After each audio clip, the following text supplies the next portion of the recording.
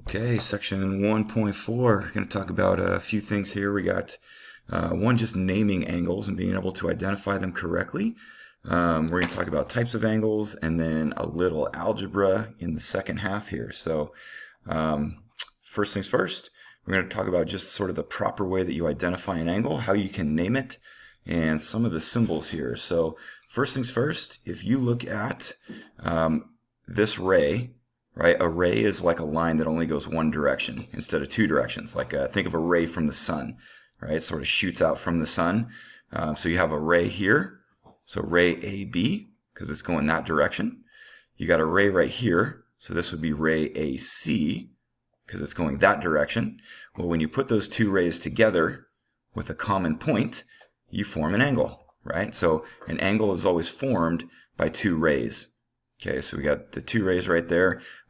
So a couple ways that you can name an angle.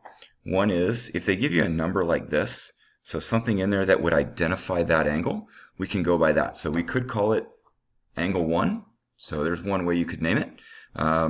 We could name it by its vertex. So you see the two rays, so ray AB and AC. The point that they have in common where they come together is called the vertex.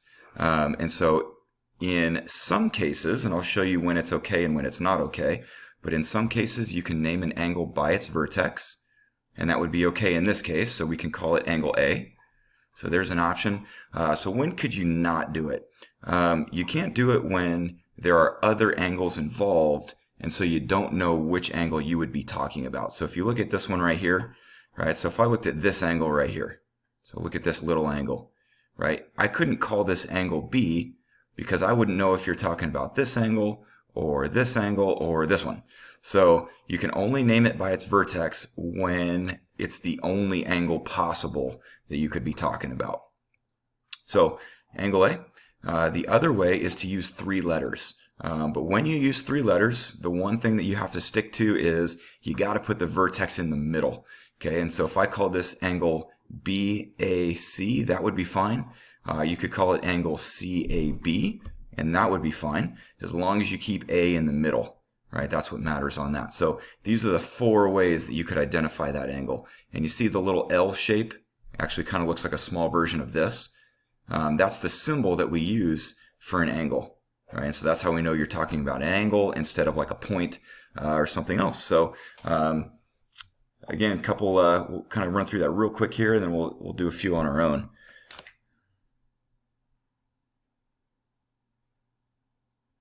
Kind of center this for you.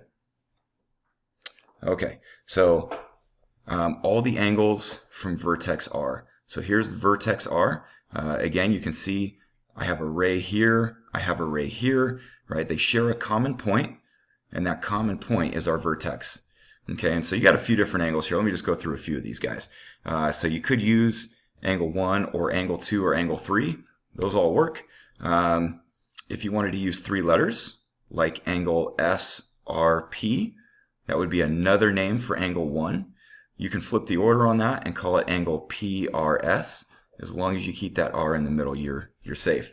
Again, keep in mind on this, you could not call any of these angle R, because we wouldn't know which one you're talking about, right? If there's more than one, you cannot just use the vertex, right? You got to use something else instead. So all those would be good. So one of the other things we're going to be talking about here on this page is just classifying some of those angles, right? Whether it is right, acute, or obtuse. And you guys are probably already familiar with that, because that comes up even in pre-algebra. We start learning those angle names. And so you're probably already familiar with those, but let me just remind you of the rules. So a right angle is one that measures 90 degrees. So it looks like a perfect L shape, right? So if you look at EBC, we would see that as a right angle, and it's 90 degrees. This is the symbol that we use to identify a right angle. So anything smaller than that, we would consider to be acute, and anything bigger than that, we would call obtuse. Okay, and so if you look at something like ABD, right, this is clearly smaller than 90 degrees, so we would identify that guy as being acute. And if you looked at something like DBC, which is clearly larger than the 90 degrees because of this extra piece right here, right? So we would call that obtuse. So those are the 3 types of classifications for angles. Okay, let me give you guys a few to try on your own here. So before we get to part 2. So for any of these, feel free to pause this video. It's always a good thing to do, and try some of this on your own before I tell you how to do them. And then you can kind of play ahead here and see if you got the right answers. So name the vertex for angle 4. So here's angle 4. That would be referring to this angle right here. So what would be the vertex? Of course, it would be angle B. Would have to be the vertex of angle 4, right? Because that's the one that connects the 2 rays that create angle 4. So we would call that point B would be the vertex of angle 4. And just to clarify, when you identify the vertex itself, we use a point. So that would be point B as the vertex. You can refer to a vertex angle if you are speaking of the angle itself. But when you're just speaking of the vertex, it is a point. So name the sides of angle BDC. All right, and as we looked at up above, the sides of an angle are rays, right? And so if you look at BDC, so BDC would have to be referring to this angle right here. I'll give it a double mark so we can separate it out from this one. So angle 2, what are the sides that form angle 2 here? So the 2 rays would be DB and DC. So those are the 2 sides. So if we said DB, so that would be one of the rays. And if we talked about DC, that would be the other one. So those are the 2 rays that form angle 2, or angle BDC. I'll write another name for angle DBC. So DBC, so now we're talking about angle 3. Right, because they put B in the middle, so it's got to be talking about this one right here. So another name for that, well, one, you could just flip the order, and you could call it angle CBD. That would work. You could also name it by the number. So angle 3. Would it be okay to just call it angle B? Right, if you caught what we said earlier, you can't do that because if I said angle B, I wouldn't know if you were talking about this one or this one. So we cannot just use the vertex in a case like that. So let me jump down to these ones. So how would you classify those? Again, give these a try before I tell you, just to see if you are tracking with the lesson so far.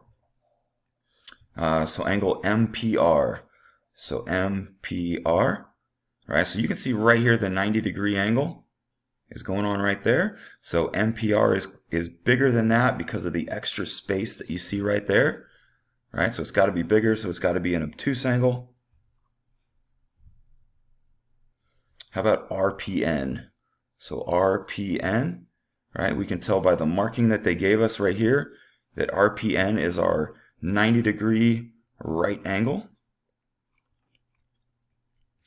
And NPS, so NPS is now talking about that angle, right? Clearly smaller than the right angle, smaller than 90 degrees, so that would have to be our right angle.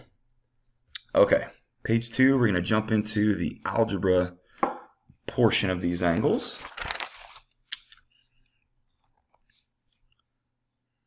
So a couple things, let me just mention. First of all, so if you remember in our last section, we talked about congruent segments.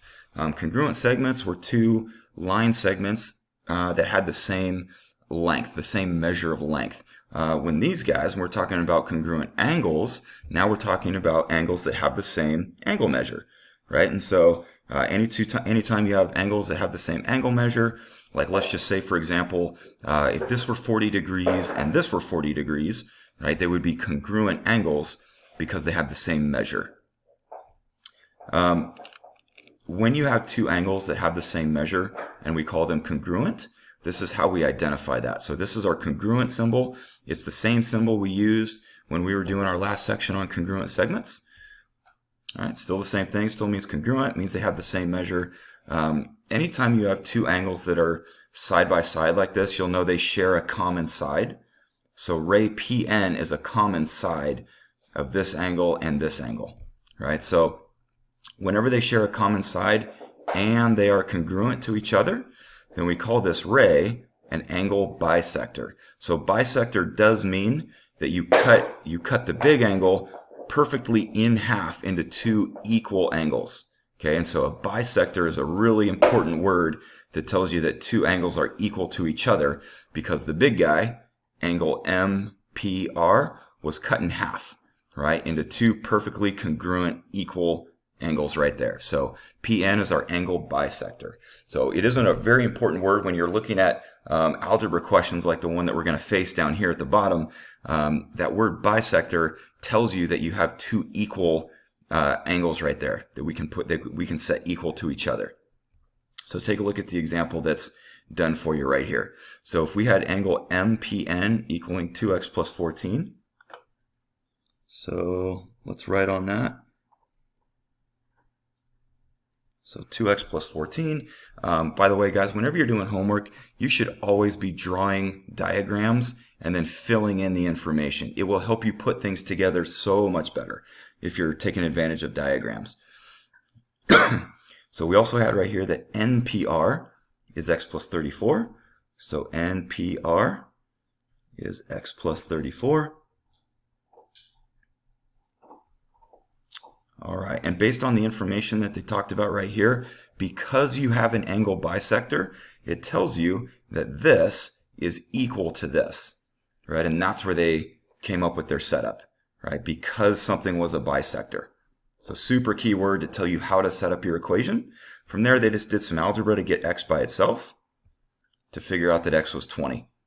Once you know x is 20, we can now plug that back in order to figure out what the angle measures are. So if I put my 20 right there, well, 20 plus 34 would tell you that this angle is 54 degrees. If I plugged it in right here, which I actually don't even have to, because if this is 54, then this one has to be 54 also. But we'll just plug it in to check. So if I put my 20 right there for x, well, 2 times 20 plus 14 would also give us 54 degrees. Always important to make sure that you answer all parts of the question. So this one said, solve for x and find the measure of the angle NPR. So there's the measure of angle NPR. Okay, well, let's try a few. So again, on any of these, always encourage you to try them ahead of me, right? Or even if you're not sure how to like start it, maybe you can sort of play the video to get you started and then pause it and see if you can do the rest. But here we go on the bottom part. So this is the last part of the lesson here. So super key phrase, opposite rays. So anytime you have opposite rays, right? So like QP goes directly to the left or to the west. QR goes to the east. So if they are directly opposite of each other, what would they form? Right? So if I put QP together with QR, what are we forming here? Right? We form a line. So, and as we'll talk about a little later on, but I'll just mention it, right? We know the measure of a line is 180 degrees. So if I measure from here to here, I got 180 degrees. But anyway, here's our key vocab word of the day. So if QS, so here's QS, right? Ray QS is bisecting PQT. So here is PQT. So if this whole angle was getting bisected, what does that tell us? It tells us that this angle is equal to this angle, right? It tells us those two angles are equal to each other. So super, super important. So if they tell us now something like the measure of PQT is 60, so here's PQT, so the whole thing is 60 degrees. So if that whole thing is 60, and I know that these two things are equal to each other, what would that make them? Well, that would have to make this 30 degrees, and it would have to make this 30 degrees. If the whole thing was 60 and it was bisected, we got 30 degree angles. So if I look at something like PQS, So here is PQS. We just mentioned that it was 30 degrees, which means I can take this expression, 4x plus 14, and set it equal to 30 degrees, and then we can go ahead and solve for x. So if I subtract my 14, then 4x equals 16. If I divide both sides by 4, I now know that x equals 4. And on this problem, that's all they were asking me to do, so we can stop there for that one. Jump down to the next one. So what if the measure of angle PQS was this, 3x plus 13? So here's PQS, 3x plus 13. And what if SQT was 6x minus 2?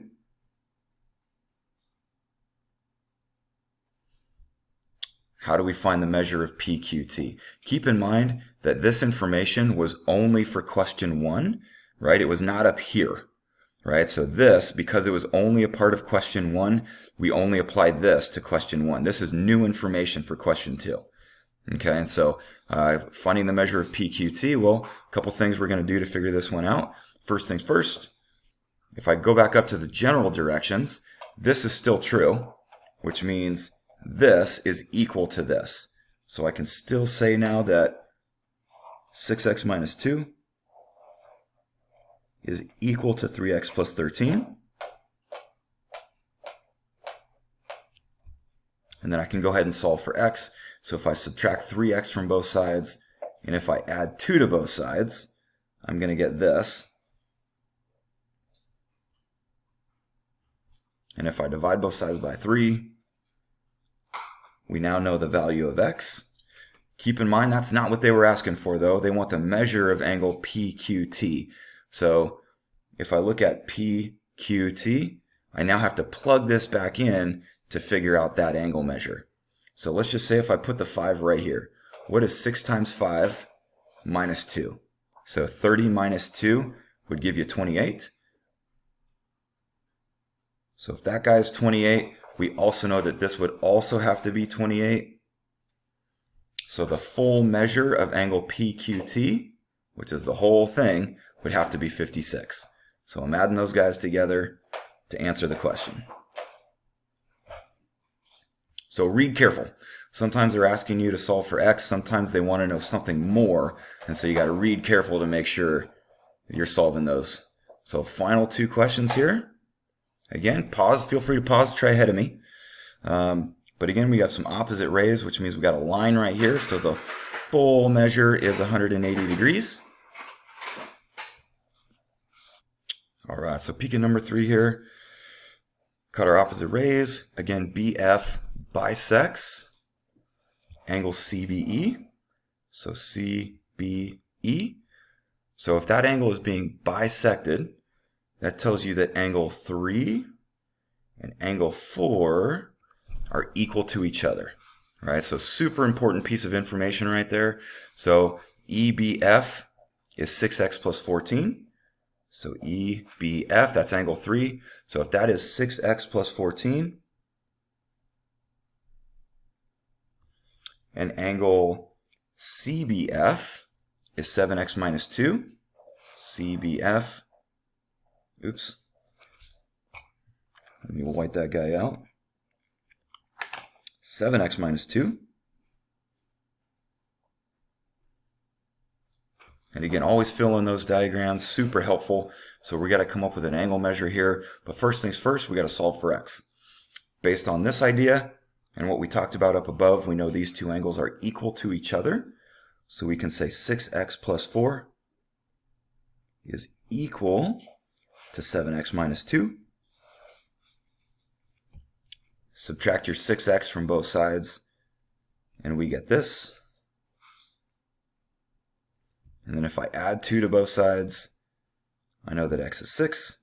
Again, really, really important that you make note of what they are asking for. Okay, so you can't stop here. They want the measure of angle EBF. So here is EBF. So 6x plus 14. I need to plug that back in to that expression. So 6x plus 14 So 36 plus 14 tells you that 50 degrees is the measure of that angle. Okay, so let's jump down to our final question here. What is the measure of CBE? CBE. They are giving us new information right now, so let me get rid of those expressions.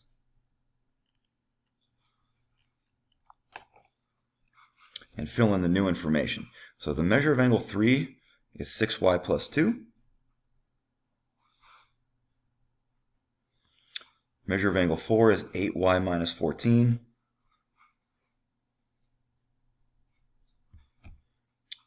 Find the measure of CBE. So again, just based on that keyword in the general directions, I know that these two angles are equal to each other. So again, I can say 6y plus 2 is equal to 8y minus 14. And then we go ahead and solve for y. I'm going to subtract 6y from both sides. And that's going to give me this right here. I'm going to add 14 to both sides. Divide both sides by 2. And we now have our value for y, which sometimes they might just say solve for y. All right, and if that was the case, we would be done. But in this case, they want the measure of angle CBE. So here's CBE, the whole thing. So let's take our value for y and plug it into one of those expressions. So we're going to say 6 times 8 plus 2. So 48 plus 2 tells us that our angle measure right there is 50 degrees.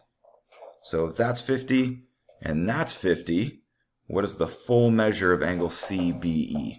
Right, so the whole thing would have to be 100 degrees. And let me close things out by giving you a little homework help. So if you want to take a look, here's the page we're going to be working out of. I wanted to mention one that we didn't have in our notes packet, but I wanted to give you a heads up. It's something that you could certainly do, but I'm going to give you some hints on this if you're still watching. So if you look at this one, again, we know that Kn bisects LKM. So here is LKM. And if that angle was bisected, that means that this one and this one, sorry, it's hard to draw with this little pen thing. So it tells you that those two angles are equal to each other. So take a look at this. If NKL is 7x minus 9, so this angle is 7x minus 9. And it tells us that JKM is x plus 3. Here's x plus 3. And they're asking me for the measure of JKN. JKN. They're asking me for this one. So how do we piece all that together and come up with some kind of an equation, right? So key phrase that we looked at in our notes, opposite rays, right? What did that tell you? Opposite rays form a line. So from here all the way to here is what measure, right? What's the measure of a line?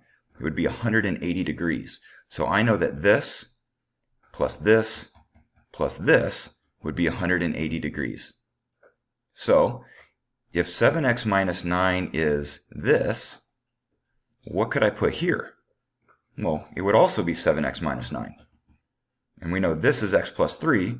So if I put an equation together, I'm going to say 7x minus 9 plus 7x minus 9 plus x plus 3 equals 180.